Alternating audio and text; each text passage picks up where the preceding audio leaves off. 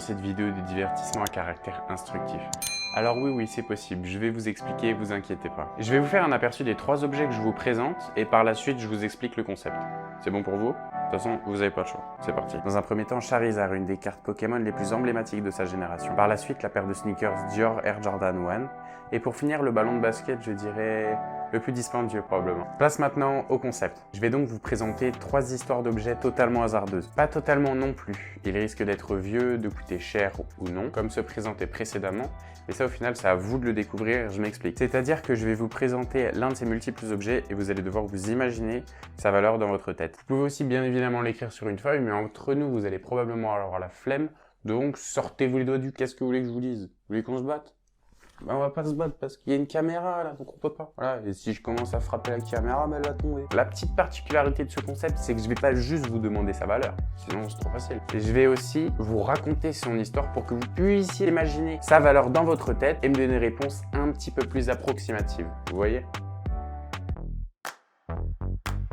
Le 25 septembre, l'influenceur Logan Paul a surpris sa communauté en partageant sur Instagram plusieurs cartes Pokémon qu'il explique avoir achetées. Plus le simple plaisir que de jouer aux cartes Pokémon, c'est bien la valeur inouïe de ces cartes qui a attiré l'œil du YouTuber. Pour faire simple, Pokémon, même si c'est compliqué, c'est un manga, plus précisément une bande dessinée japonaise, et principalement aussi un jeu vidéo, même des centaines de jeux vidéo à l'heure actuelle. La franchise a été créée par Satoshi Tajiri en 1995. C'est donc des animaux fantastiques appelés Pokémon, qui sont attrapés par des entraîneurs, c'est au final les humains chez nous, vous le savez, comme les moldus dans Harry Potter.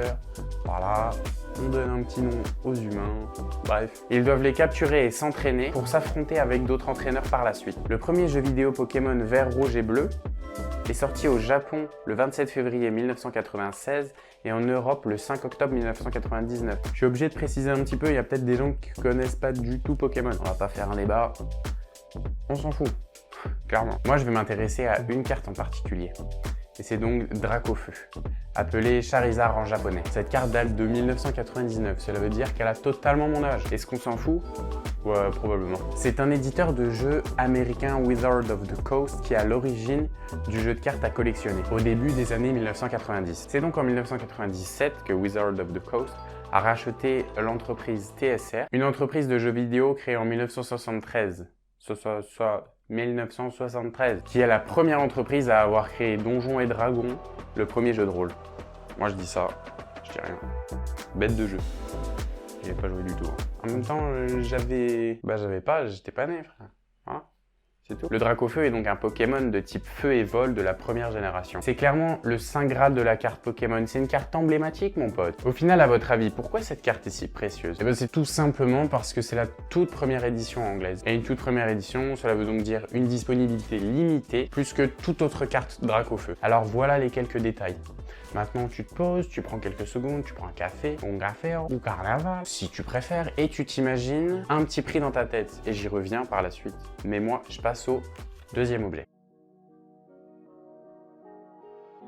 Maintenant, c'est la magnifique, ou je dirais même la majestueuse, paire de sneakers Dior Air Jordan 1. Cette collaboration issue de 2 marques qui représentent au niveau mondial l'excellence des cultures d'Amérique et de France, de la haute couture et des vêtements de sport de haute performance. Rassemble et fusionne donc ces 2 univers pour créer un nouveau look hybride qui valorise, respecte et met en avant l'héritage des 2 marques. Ça devient trop là, je lis trop pour vous comme pour moi. En bref, c'est des chaussures, mais vous avez vu, un petit peu compliqué la paire de chaussures. Bon, si je rentre un petit peu dans les détails, cette paire de sneakers, elle a été présentée en 2020 pendant la collection automne-hiver. Elle a été fabriquée en Italie, principalement en cuir de veau. C'est d'après une recherche sur internet ce qui caractérise les articles en cuir de la maison Dior. La sneakers est habillée de gris Dior. C'est le petit clin d'œil, tu connais, une couleur de la maison depuis sa fondation en 1947. Il faut savoir que cette paire est limitée. Il y a 8500 exemplaires en tout. Voilà, maintenant c'est à vous de réfléchir. Combien coûte cette paire de sneakers? C'est pas facile, hein, je vous préviens. Et moi je passe au 3e et dernier objet. Quel est selon vous le ballon de basket le plus cher du monde à votre avis? Alors oui, c'est vrai, je vous aide un petit peu, mais au moins vous n'allez pas me dire 20 balles. Mais vu le logo qu'il y a sur ce ballon, c'est sûr que vous n'allez pas me dire 20 balles. Je vous présente donc le modèle quasi unique créé en 1996 par Supreme et Spalding.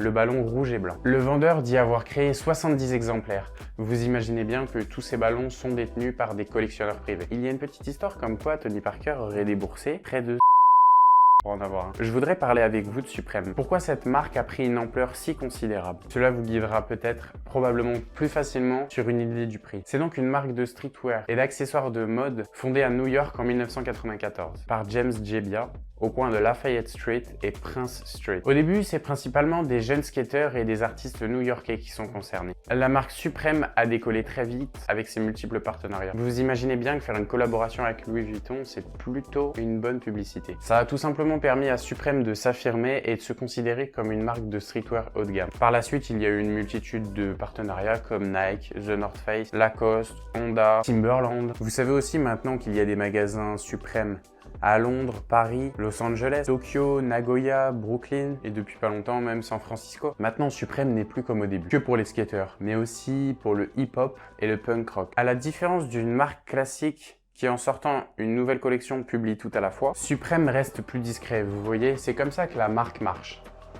Marque marche. C'est pas facile à dire. Cela lui permet de garder une certaine exclusivité et on a tout simplement envie de s'informer et de découvrir les nouvelles créations. Je trouve ça fou l'histoire de cette marque. Un simple t-shirt coûte maintenant vraiment très cher. C'est au final grâce à son histoire et à son parcours que le prix est si dispendieux. Voilà.